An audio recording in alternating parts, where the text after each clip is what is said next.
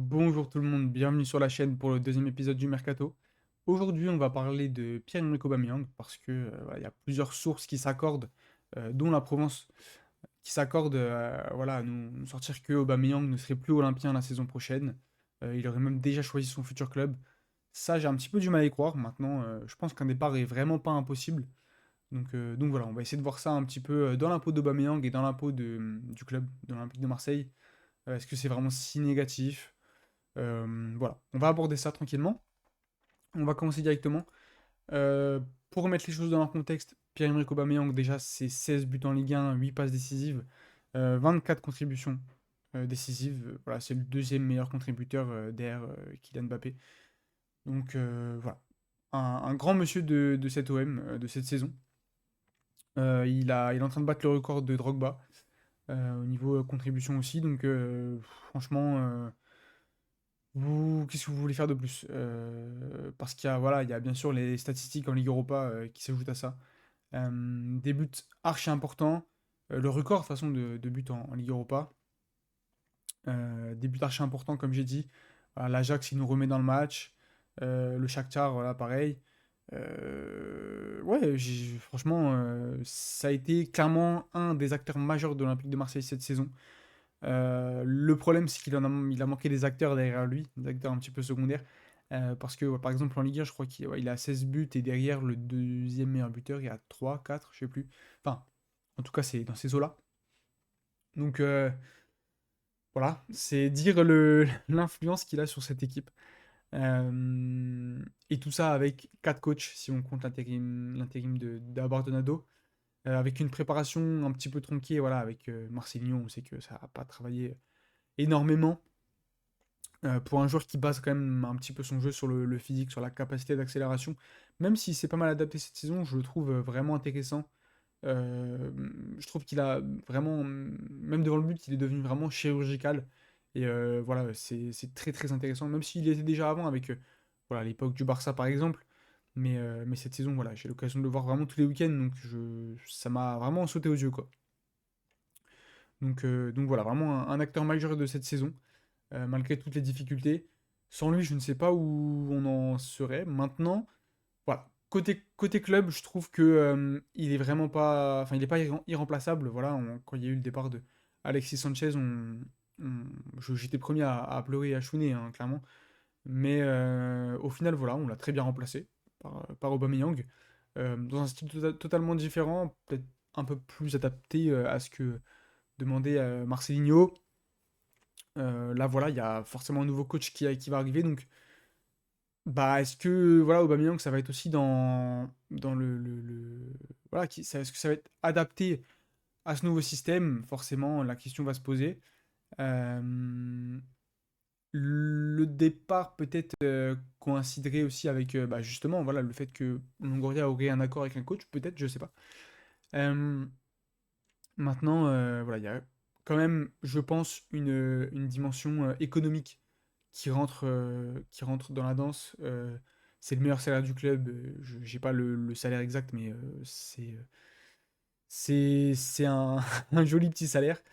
L'OM a été encadré, voilà, la masse salariale, pardon, a été encadrée par la DNCG. Il va falloir clairement dégraisser voilà, pendant ce mercato d'été. En plus de ça, si t'as pas de Coupe d'Europe, ça complique encore la tâche. Je pense que c'est pas le premier à faire partir quand on prend le salaire performance. Par exemple, Kondogbia m'a pas spécialement convaincu, franchement, cette saison. Sans dire qu'il a fait une saison catastrophique, je ne l'ai pas trouvé exceptionnel, quoi. Donc voilà, je ferais peut-être partir Kondogbia avant, mais faut voir aussi les offres, hein, clairement. Et puis, par qui tu peux le remplacer aussi, hein. Voilà, c'est pour ça que je ne suis pas directeur sportif. Maintenant, ouais, je pense qu'il n'est pas irremplaçable. Euh, Merci pour tout, pour cette grosse saison qui rentre, je crois, peut-être pas dans son top 5 de ses meilleures saisons, mais on n'en est pas loin. Quand on sait qu'il a joué à Chelsea, au Barça, voilà, à Dortmund, c'est quand même pas. Il y a une saison aussi à Saint-Etienne qui rentre là-dedans, donc voilà, c'est quand même très intéressant pour quelqu'un qu'on pensait fini, hein, voilà, clairement. Sans reprendre les mots des tweetos, un joueur qu'on pensait en bout de course, quoi. Euh, et qu'on réduisait clairement à un sprinter. Au final, pas du tout. Donc voilà, il nous a prouvé beaucoup de choses. Et j'étais pas dans la team, ouais, c'est qu'un sprinter, hein, voilà, je sais pas. Maintenant, j'avais des doutes, clairement, hein. Et il m'a bien fait fermer ma bouche, donc tant mieux. Donc côté club, son départ me... En fait, quand on prend l'intérêt économique qu'on y a euh, et voilà, l'âge, clairement, 35 ans, avec tout le respect, t'es plus à la fin de ta carrière qu'au début. Donc l'aspect économique, si en plus t'as un club d'Arabie Saoudite qui vient poser un petit chèque, voilà, ça va pas être énormément, mais c'est toujours de l'argent de récupérer plutôt qu'ils partent en fin de contrat en 2026. Donc, euh, donc ouais, l'intérêt économique, je pense, est trop fort pour le garder. Surtout que, voilà, moi je vois certains, certaines personnes sur Twitter parler de sur-régime. J'irai pas jusque-là, très honnêtement. Maintenant, je pense qu'il va pas refaire 2 saisons comme il a fait là. Donc voilà, sportivement, il faut aussi axer ton projet, je pense, sur une structure collective plutôt que sur des individualités. Et voilà, c'est ce que, avec les rumeurs Fonseca, c'est ce que tu t'apprêtes à faire aussi. Donc, euh, donc voilà, dans cette lignée-là, je pense que l'aspect économique est trop important pour le garder à tout prix, franchement. Et je pense que ça serait pas non plus la catastrophe de la décennie. Voilà, Sanchez, on l'a remplacé correctement. Maintenant, si tu le laisses partir, la question du numéro 9 va être archi importante. Surtout si c'est Fonseca qui arrive, le numéro 9 est archi important. Le profil est très ciblé et super important. Donc, euh, donc voilà, on va voir ça. Surtout qu'Aubameyang, au final, voilà, on l'a vu sur cette fin de saison, préfère jouer un petit peu voilà, côté gauche. Voilà, est-ce qu'il serait capable de remplir ce rôle un petit peu voilà, de provocateur je, je sais pas, j'ai du mal à le voir là-dedans. Je pense que c'est plus un mec de côté, mais qui vraiment va vraiment jouer dans l'axe et, euh, et pas forcément défendre beaucoup. Et Fonseca, j'ai des réserves. Maintenant, faut que Fonseca arrive, etc. Ça, on n'y est pas encore non plus. Donc, tranquille. Je parle comme si Fonseca était entraîneur de l'Olympique de Marseille. Mais euh, voilà.